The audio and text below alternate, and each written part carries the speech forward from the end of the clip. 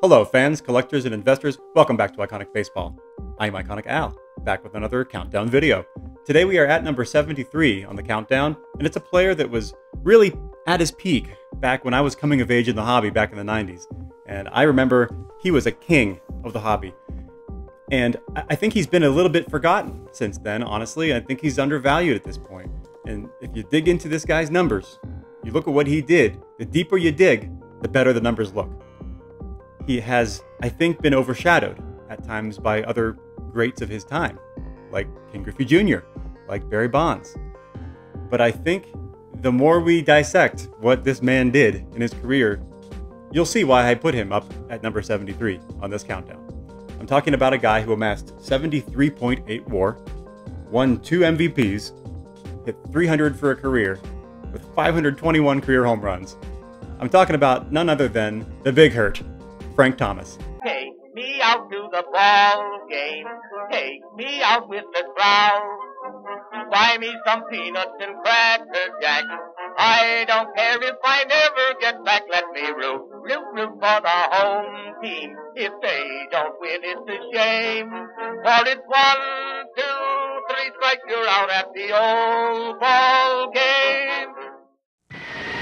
In the preseason, my back hurts. My arms hurt. My legs hurt. My brain hurts. Even my teeth hurt. But come the regular season, it's all worthwhile. 'Cause I get to hurt right back.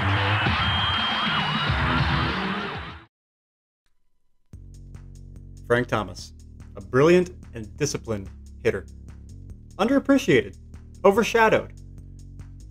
But as a kid who grew up in the 90s collecting cards, the two kings of the hobby at that time were Griffey and Thomas. Although Griffey has risen to a higher status in the hobby, and rightly so. He's the more iconic name. He's the kind of the more marketable player. I get it. Who do you think has the higher career average, the higher career on base percentage, the highest OPS, the higher OPS plus, the most MVP awards, and the most top 10 MVP finishes? It was Frank Thomas. He bettered Griffey in all those categories. He was definitely the more disciplined hitter, and arguably the more productive offensive player. If you look at those metrics like OPS and OPS plus, Thomas was decidedly higher than Griffey in those numbers. And the on-base percentage really jumps out at you for Thomas. I mean, Griffey was a 390 on-base percentage, which is very good, but Thomas was a 419. 419 on-base percentage. 41, almost 42% of the time that Frank Thomas came to the plate, he got on base, which is just amazing. I love that stat. Thomas he accumulated a 73.8 WAR over his career. One thing that kind of detracted from Frank Thomas, especially when you compare him to a guy like Griffey, Frank Thomas really spent the majority of his career at DH. So he wasn't a defensive contributor. Now he did play, 971 games at first base, but he wasn't a Gold Glove Award winner. He wasn't, an outstanding defender at first base. He was kind of a league average guy, and then toward the end of his career, he played more games at DH than he did at first base when it was all said and done. So that kind of detracts a little bit from his total value. Whereas Griffey was a 10-time Gold Glove Award-winning center fielder and just an amazing all-around player. So I'm not saying by any stretch of the imagination that Thomas is a better all-around player, or that Thomas is more iconic than Ken Griffey Jr., or he deserves to be higher on the list than Ken Griffey Jr., because he doesn't. And Ken Griffey Jr. is higher than Frank Thomas on my list. That being said, I just wanted to highlight some of the areas where Frank Thomas definitely was better than Ken Griffey Jr. And as an offensive producer, year in and year out, you have to respect what Frank Thomas did. He hit 521 home runs, 1,704 RBIs, 9 times he was in the top 10 of MVP voting, and won 2 MVPs. So let's take a look here at some of these Frank Thomas items.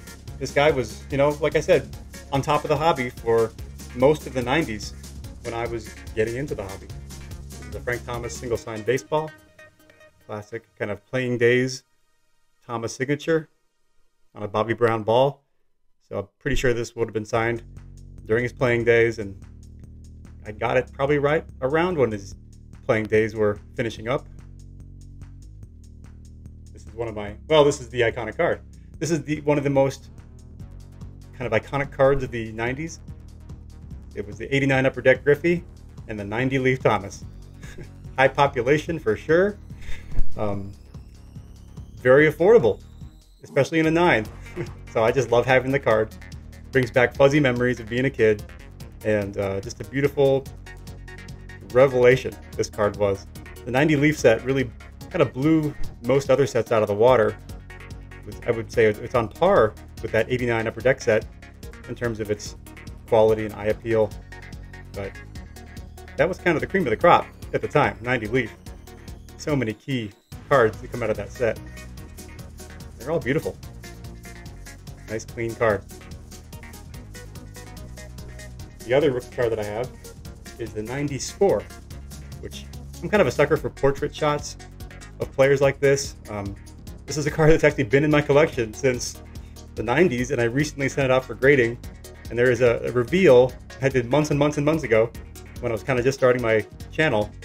And this is one that I sent in with high hopes, and one of the rare occurrences where you actually get a 10.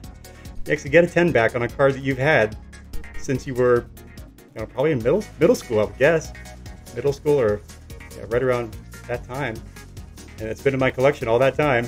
And lo and behold, it gets the gem 10.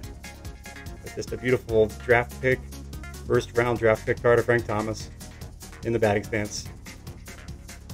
I think it's one of his more attractive rookie cards, honestly. Underrated, certainly isn't valuable, but I love it. All right, and then last but not least, 99 Epic Signature. One of my all-time favorite sets. I have quite a few cards from this set, and man, it doesn't get much more beautiful for on-card autographs than this set. Look how that autograph is just beautifully displayed right in the middle of that card. Upper Deck got it right on this set. They don't make them like this anymore.